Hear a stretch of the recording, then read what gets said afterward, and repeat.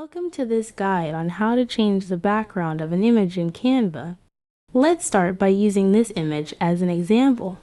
Drag the image onto the canvas and resize it to fit your screen. Now, let's choose a background.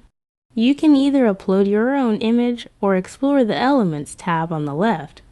Click on Photos, then see All to find an image that suits your design.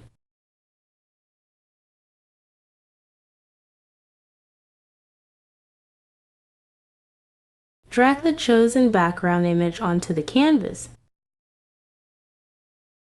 Right-click the added background image, then select Layer.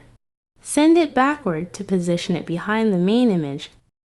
Next, select the main image, click on BG Remover, and watch as Canva removes the background from the image.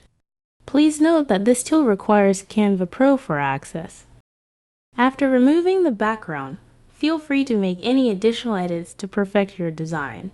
When you're satisfied, you can click on Share to download the edited image.